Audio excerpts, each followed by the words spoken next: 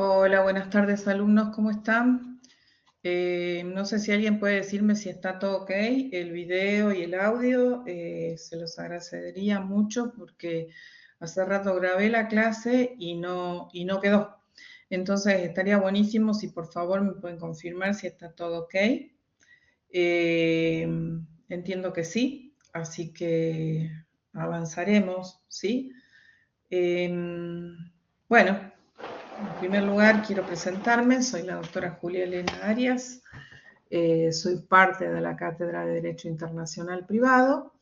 Y bueno, la finalidad en cierta forma, de esta presentación es, en primer lugar, a ver, espérenme un minutito que acá me están diciendo algo. Reiniciar, instalar autolesiones. Reiniciar ahora, ¿será? A ver.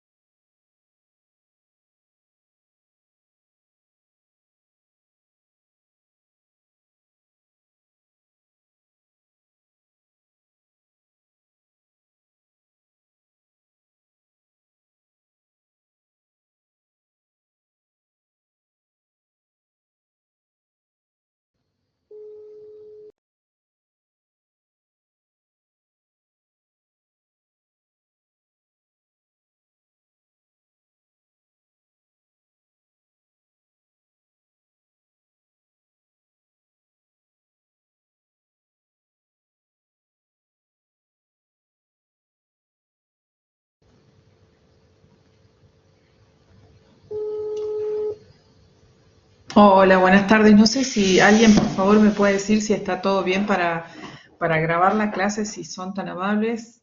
Yo entiendo que sí, pero me gustaría saber si desde la universidad me pueden confirmar si está todo bien. Espero un minutito, por favor. Gracias.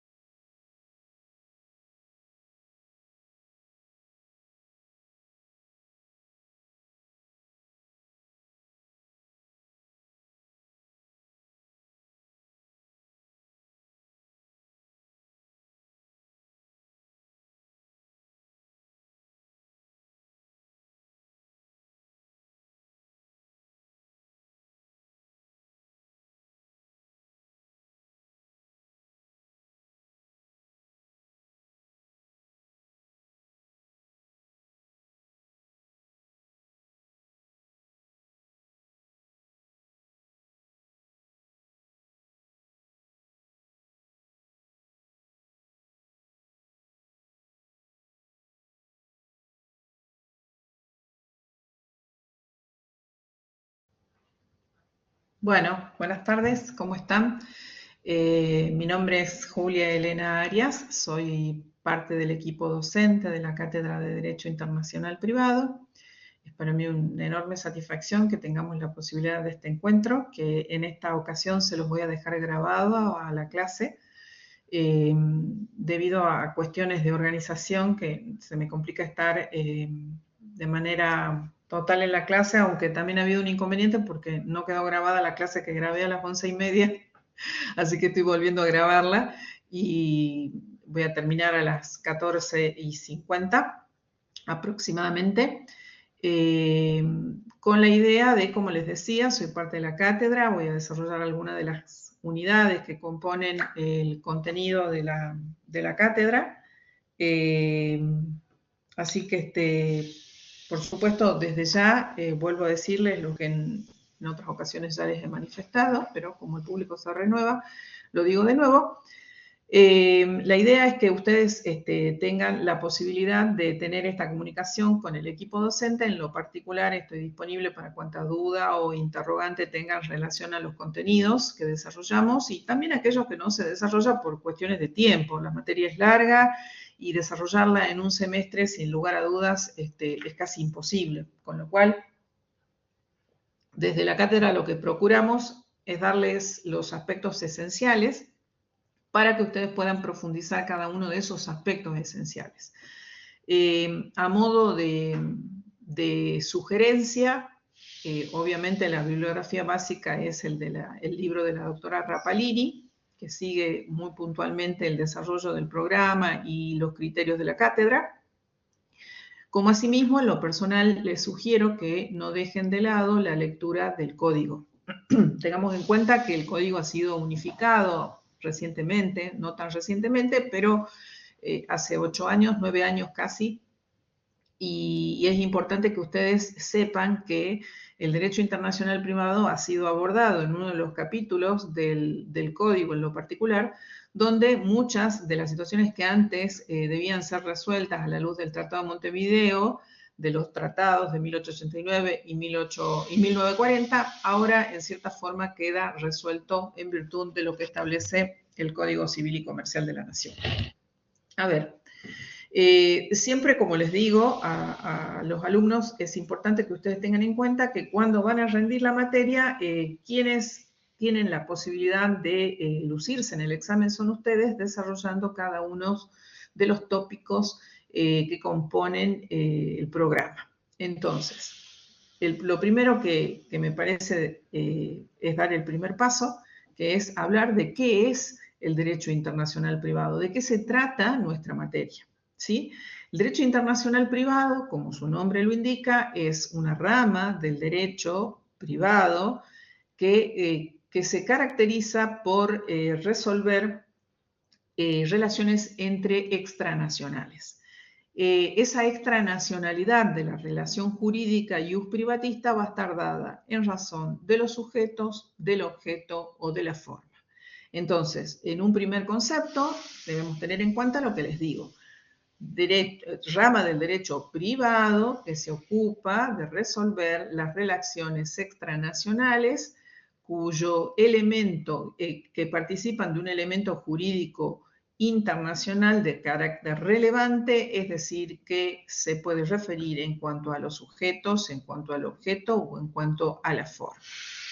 En este sentido, es importante entonces que tengamos en cuenta que este fenómeno de la internacionalidad siempre va a requerir el aporte o la coexistencia y la cooperación jurídica, porque como bien ustedes pueden imaginarlo, hay una cuestión de coexistencia de normas que requiere sí o sí indefectiblemente de la cooperación jurídica internacional. Esta relación jurídica ius privatista siempre va a tener un objetivo principal, que es justamente determinar en esta relación extranacional cuál va a ser la ley aplicable y cuál va a ser el juez competente.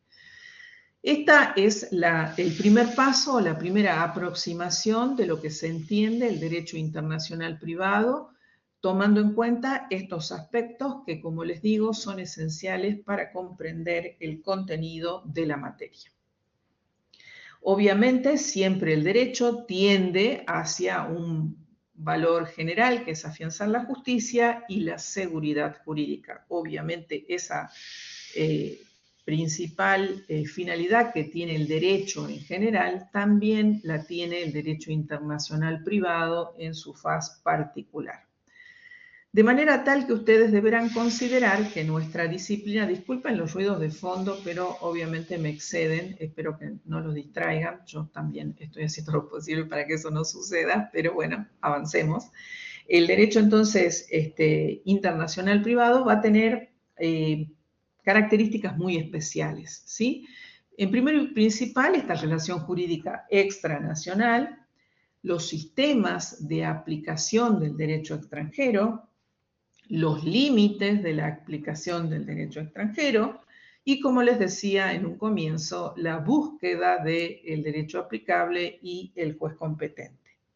Todas estas variables van a tener, digamos, como ustedes bien se dan cuenta, van a girar en torno a lo que es el sujeto, por un lado, y el trato al extranjero, y, por supuesto, la extraterritorialidad de la ley.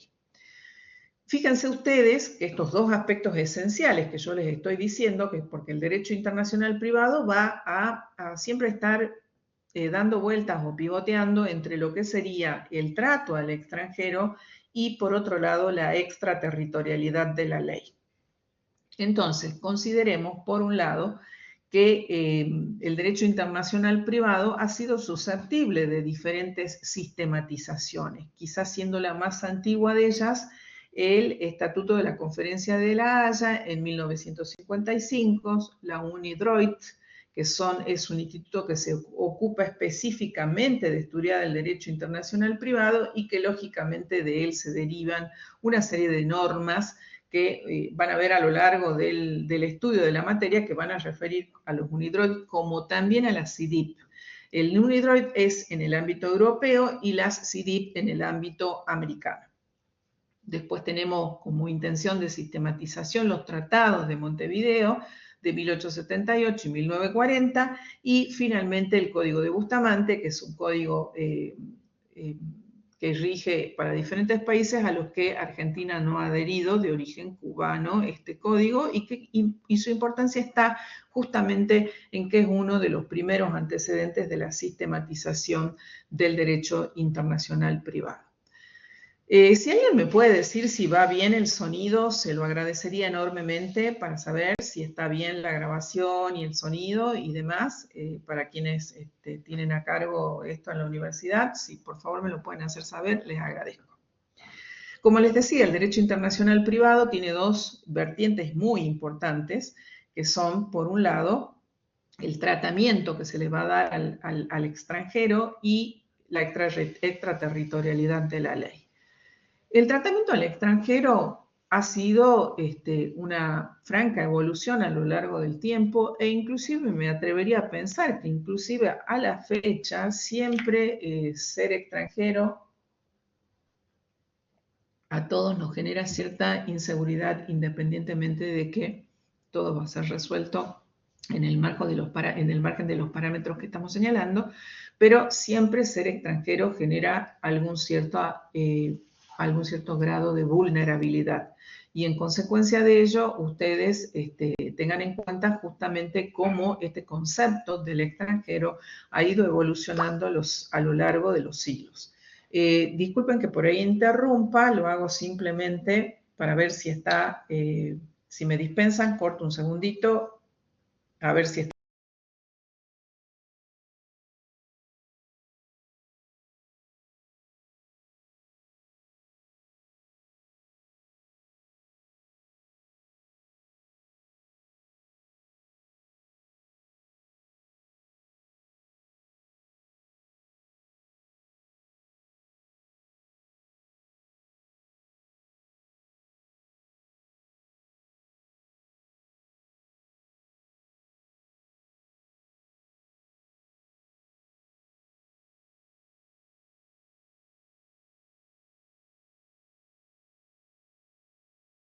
Bueno, de nuevo retornando.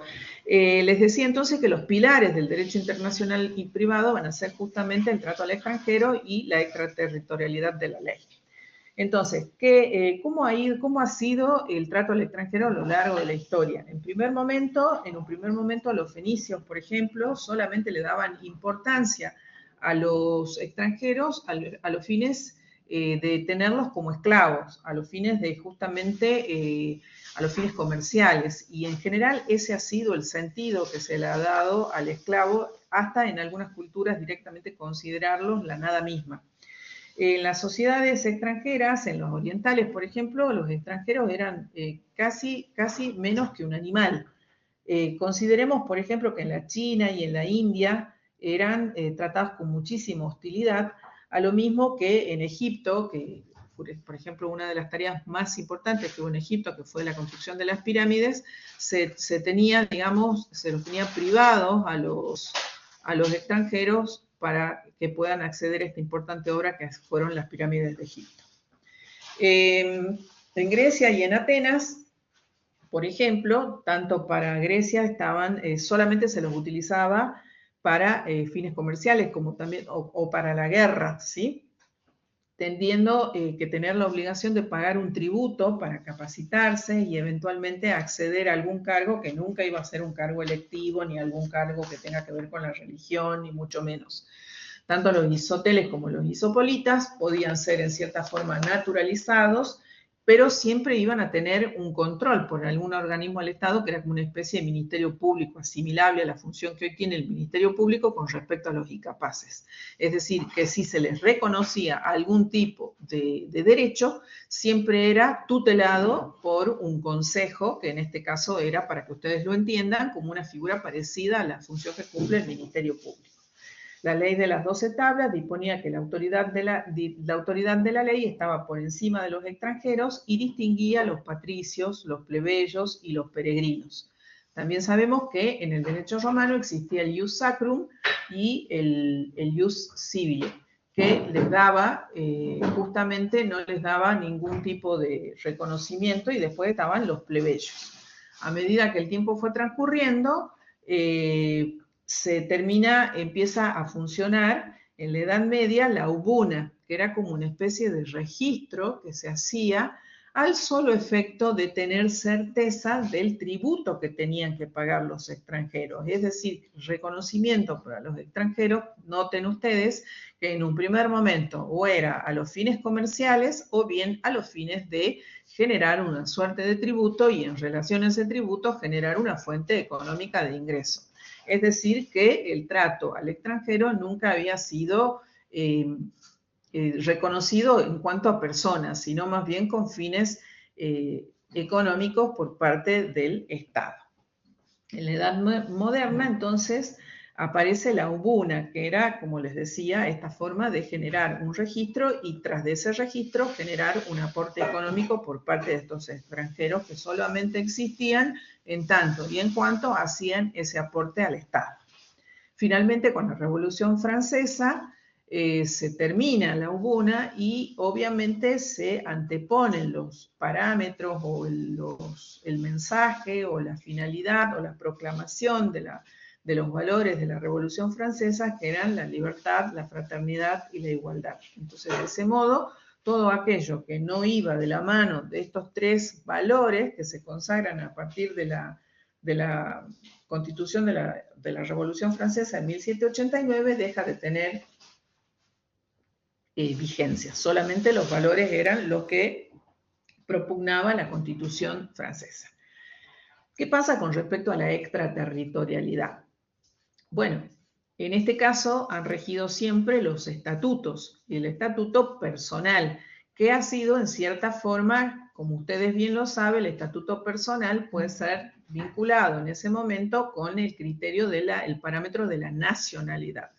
Entonces, los primeros en abordar el estatuto personal fueron las escuelas, precisamente las escuelas estatutarias, con diferentes representantes, la escuela estatutaria italiana con Bartolo Saxo Forrato, que tenía el criterio de la importancia, por sobre todas las cosas, del estatuto personal, es decir, que el derecho seguía a la persona. Lo mismo hacen las escuelas estatutarias francesas y las flamenco-holandesas, cada uno con sus representantes, las francesas con Domalon, con Deschantré, y luego finalmente la escuela holandesa, que también es la del siglo XVII. ¿Cuál es el principal antecedente en relación a ello? Tanto el aporte que hace Mancini como Savigny. Mancini habla justamente de la importancia del derecho extranjero y del derecho patrio y que existe justamente un criterio de soberanía, de libertad individual y de nacionalidad. Savigny señala, y quizás es él efectivamente quien tiene la capacidad de detectar cuál es el punto común a todos los ordenamientos, que es precisamente la relación jurídica y a partir del concepto de la comunidad jurídica. De ello se desprenden todos estos valores que de alguna manera hoy son la base del derecho internacional privado. Entonces, consideremos todos estos aspectos que son esenciales al momento de considerar el concepto del derecho internacional privado, el contenido del derecho internacional privado, la finalidad en términos generales y en términos particulares. Hasta que finalmente nosotros, cuando hablamos del contenido, vamos a hablar de algo que es esencial en el derecho internacional privado y que es referir qué tipo de normas tiene la disciplina. A saber, se consideran dos normas principales, la norma indirecta y la norma directa. Dije la norma indirecta porque es la norma que por antonomasia define al derecho internacional privado. Ustedes fíjense que cuando nosotros hablamos de derecho internacional privado, inmediatamente referimos al conflicto de leyes. ¿Y por qué hablamos de un conflicto de leyes? Justamente porque esta relación jurídica que está comprendida en la órbita ius privatista va a tener diferentes componentes, diferentes ordenamientos jurídicos que pueden regir o que están llamados a regir esa relación jurídica, que se va a resolver justamente a la luz de lo que establece en el caso particular la norma típica del derecho internacional privado, que es la norma indirecta. ¿Qué característica particular tiene esta norma indirecta? Justamente que su estructura es diferente a la norma directa. La norma directa parte de un supuesto fáctico a una consecuencia jurídica. En el caso de la norma del derecho internacional privado, su estructura es diferente y es justamente la que posibilita la aplicación del derecho extranjero. ¿De qué modo? Primero y principal, ustedes deberán considerar esta particular estructura que está conformada por un supuesto fáctico, un punto de conexión y una consecuencia jurídica. Justamente es el punto de conexión lo que puede de alguna manera modificar la aplicación del derecho extranjero, lo que puede y en cierta forma posibilita la aplicación del derecho extranjero, en el marco de lo que acabamos de decir, que es la finalidad propia del derecho internacional privado, resolver este conflicto de leyes a los fines de que exista determinación en cuanto al derecho aplicable y respecto al juez competente. Entonces, es justamente esta norma indirecta la que va a hacer posible la aplicación del derecho extranjero. Decíamos entonces que esto se llama una norma indirecta, una norma indirecta o de remisión o redistributiva del conflicto bilateral o perfecto que puede generar la aplicación de una norma indirecta. Yo en este caso les presento estos aspectos esenciales de la disciplina para que ustedes analicen una vez que vean este video y en la próxima clase podamos profundizar y desarrollar los temas que le siguen, ¿sí? Que son los sistemas de aplicación del derecho extranjero, considerar esta pequeña síntesis que les acabo de hacer respecto de la estructura típica del derecho internacional privado, que es la norma indirecta, para que luego veamos efectivamente cuáles son los aspectos positivos de la aplicación del derecho extranjero y cuáles son los aspectos negativos de la aplicación del derecho extranjero. Pues ya vamos a ver un poquito más adelante que efectivamente esto de la extraterritorialidad de la ley, que no es ni más ni menos que decir si es posible aplicar o no aplicar el derecho extranjero, tiene que ver con algunas cuestiones que lo hacen posible. Por ejemplo, a modo de que ustedes vayan considerando cuáles son los aspectos positivos, vamos a tener la cuestión previa, la cuestión principal, el reenvío, distinto a los aspectos negativos, es decir, aspectos que impiden la aplicación del derecho extranjero, que son justamente el fraude a la ley y el orden público. Son cuestiones, aspectos que impiden la aplicación del derecho extranjero porque transgreden elementos esenciales como es justamente el orden público o un conjunto de valores que hacen a la idiosincrasia de un Estado y que le dan una identificación, una impronta que es imposible modificar porque son justamente aspectos que no pueden, que no permiten la aplicación del derecho extranjero, ¿sí? Y bueno, el fraude a la ley, que ya también lo vamos a ir analizando como una maniobra que pueden hacer los sujetos a fin de beneficiarse de un ordenamiento jurídico burlando justamente este punto de conexión para que no se aplique el derecho llamado a regir esa relación jurídica. Yo les hago esta pequeña presentación para que de alguna manera ustedes, a partir de este video, tengan la posibilidad de considerar aspectos que les generen dudas para que lo analicemos en la próxima clase y que sea antes del parcial que van a tener y que contienen estos temas, ¿sí? Desde ya les agradezco y les pido disculpas a algunos ruidos que hay de fondo que obviamente me exceden. Vamos a ver si podemos buscar algún aspecto que sea un poco más silencioso. Les pido disculpas a todos y espero que hayan podido entender de alguna manera estos aspectos esenciales y que son comprendidos en la unidad 1, 2 y 4 del programa. Tengo entendido que la unidad del derecho constitucional transnacional lo va a desarrollar con el doctor Villalba, al igual que cuestión previa y cuestión principal, y el orden público que probablemente lo hagamos entre varios del equipo docente por la importancia que el tópico reviste. Desde ya muchísimas gracias y cualquier duda, por favor, me la hacen llegar en la plataforma. Muchísimas gracias.